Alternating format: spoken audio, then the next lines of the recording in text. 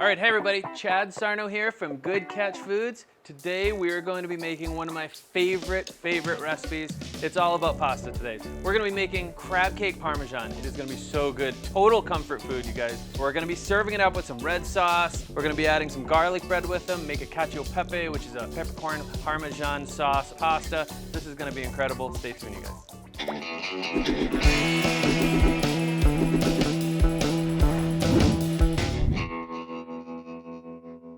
You guys, if you enjoy this video, be sure to like the video, subscribe to our channel. If you have any questions, throw them in the comment section. We'll be sure to answer them. All right, whenever I'm planning dinner, I make sure I plan everything out, okay? You wanna make sure that you plan in terms of timing and also mise en place, which is setting everything in place so you're ready to go, you're ready to cook.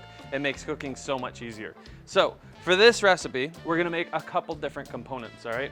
Prior, I made Nana's red sauce. You can check out the link down below.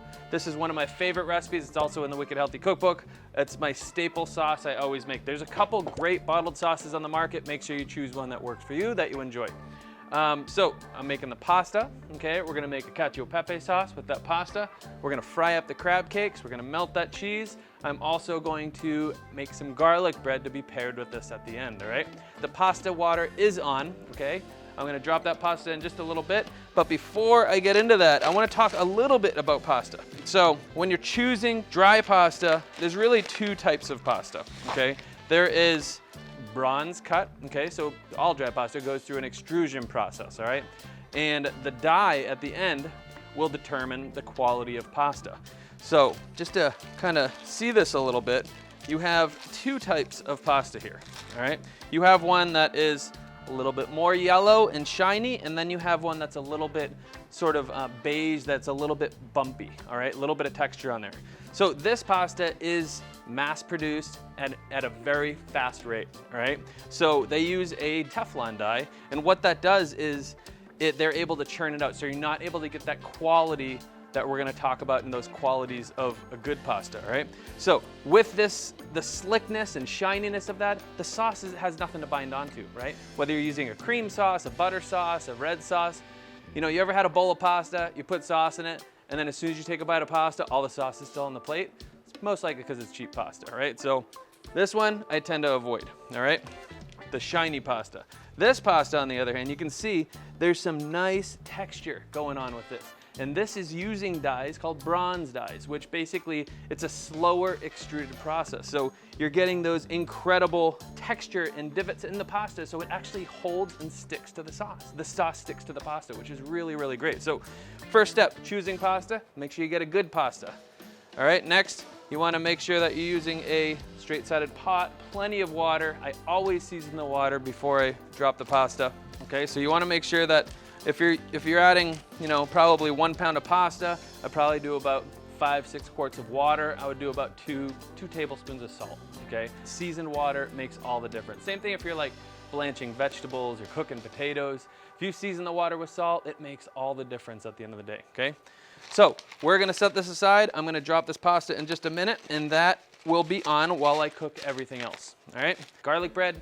I set the oven to about 375, 400. You want this nice crunchy garlic bread. Starting off with a nice baguette. You can use ciabatta, which is really nice. If I have any kind of leftover, you know, hamburger buns, I'll also do the same process. But we're gonna start off with good butter. Choose a vegan butter of your choice. My personal favorites, she's a great friend as well, Miyoko's Creamery, one of the best products on the market when it comes to vegan butter. So it is a cashew-based butter. We're gonna use this for the garlic bread. All right, clearly some garlic, all right? You can get pre-peeled garlic, or you can just peel it yourself. Just gonna peel a couple cloves here. All right. I'm just gonna use 3 cloves, all right? So I'm just gonna use the bottom of my hand, my palm, just to crack those skins open, and just peel them away.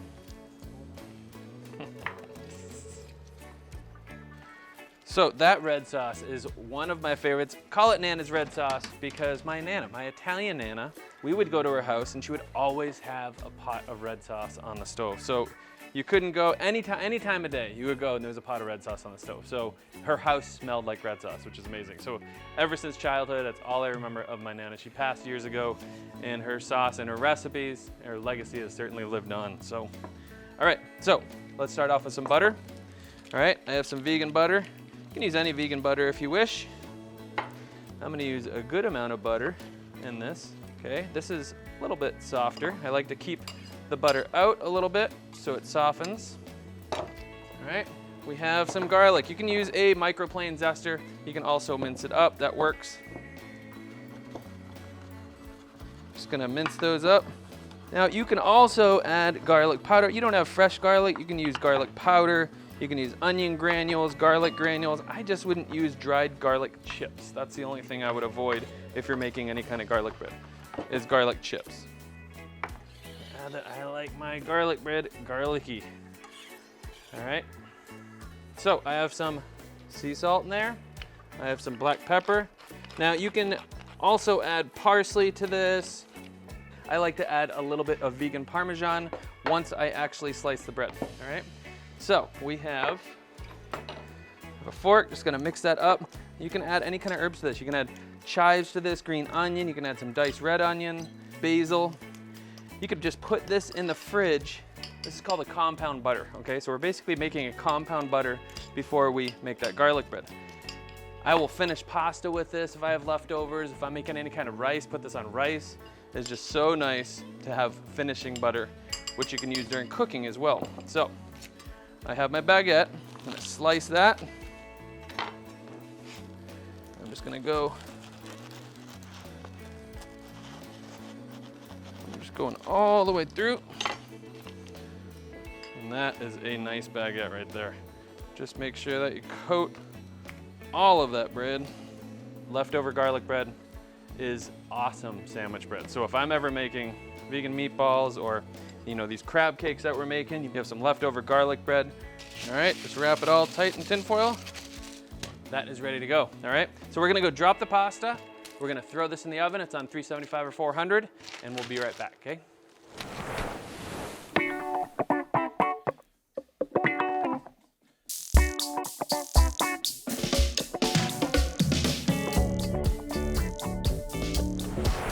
Now that the pasta has been dropped in the hot water, the garlic bread is in the oven, we're gonna start on the crab cakes. While these are cooking, it should be the same amount of time that it takes for the pasta to be cooked, okay? Then we'll finish the pasta, finish up the dish, and we'll be good to go, all right?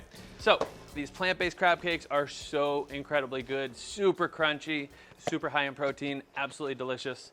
One of my favorite products, and we're gonna be highlighting it today. So, I have crab cakes, there's 4 in a pack. I have a cast iron. I love cooking these crab cakes on cast iron because you get that really nice sear and they just work really well. With these crab cakes, because they're a little bit thicker, different from, if you're gonna be using any of the other products, these take a little bit longer to cook. So probably about, anywhere from 11 to 12 minutes, depending on if they're totally frozen or if they're a little bit softer, okay?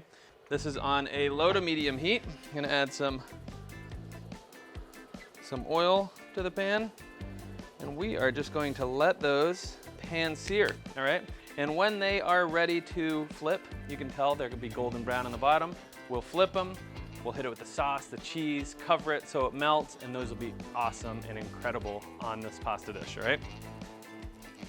All right, let's check on these crab cakes. You wanna move them around, make sure that they're getting a nice sear, and you can see that sear is gorgeous. So let's flip those over. That's nice and crispy. So we are gonna make the pasta. All right, so whenever I make pasta, I reserve some of the pasta water because you get that starchiness. This is particularly important for this dish, okay? So we're gonna heat up a pan. We're gonna keep this on low. So this is cooking nicely. I'm just gonna add that pasta water to the pan. All right, so I'm gonna do probably about, I don't know, maybe a cup or so, cup and a half. It's already slightly seasoned, so remember you added salt to the pasta water, so you may want to try it before. I'm gonna add some salt to it. We're gonna add lots of pepper, and I'll go back to it and add even more pepper once the actual pasta is in there. But Cacio Pepe is a peppercorn sauce. It's a Parmesan peppercorn sauce, so I like it nice and peppery, all right?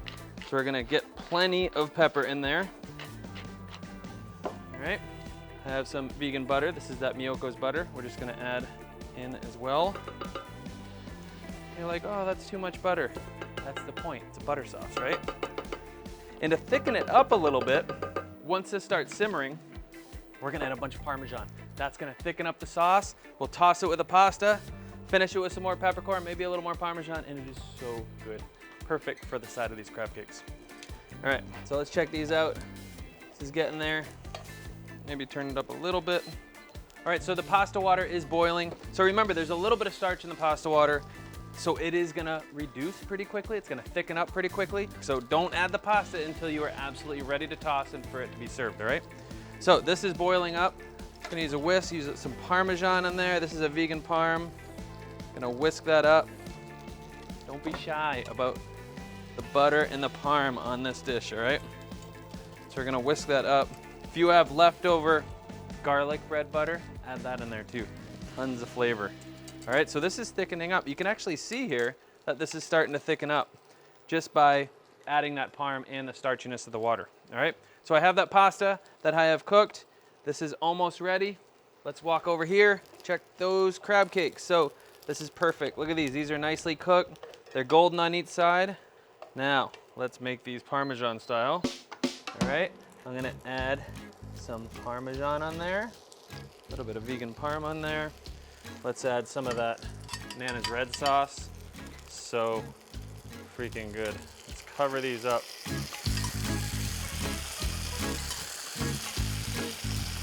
All right, and I have also a vegan cheese. I'm just gonna add a little bit on each one. I don't wanna completely cover it. I still wanna see a little bit of that crab cake, all right?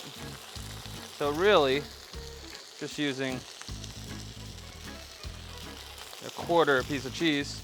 All right, here's a little trick. If you want to finish and melt cheese, get yourself a lid, get yourself a little bit of water. Obviously this is ripping hot, right? So we're gonna lower it down. These are cooked, right? They're ready to go. We just need the cheese melted. I can even turn off the burner, hit it with a little bit of water. Okay, I don't want to get the crab cakes too much, but that's it. All right, we're gonna let that sit while I cook the pasta, and that cheese is gonna melt. Good little trick when it comes to vegan cheese. All right, so let's check on the pasta. This looks so good. It's thickening up. I'm adding that cooked pasta. Oh my gosh. Now, we're gonna finish it with more pepper, because it's pepper sauce, right? Pepper, butter, Parmesan sauce. This is like total comfort, you guys. And it works so well with those crab cakes. So adding a little bit more Parm, adding a little bit more sea salt. We are good. All right, let's get that reducing a little bit more. All right, that is thickened up. Oh, it looks so good. It smells so divine, you guys. So let's get that completely coated. This is why having al dente pasta is critical if you're finishing it with a sauce in a pan, okay? Let's check on that. There's crab cakes, look at that. Melted cheese, looks gorgeous. Gorgeous and smells so freaking good. Let's plate this up because I want to dig in. All right, let's get that pasta on a plate. So this will serve probably 4 people if you want to do just one crab cake and be stingy, but I always make a little bit more pasta than I need. So I'm gonna place those crab cakes on the plate. I serve 3 of these, so let's add a little bit of parsley on that plate. All right, let's check on that garlic bread. All right, so this is nice and hot. Butter's melted. Boy, talk about comfort, you guys. This, oh, look at that, looks so good, all right? Look at that. All right, there you have it.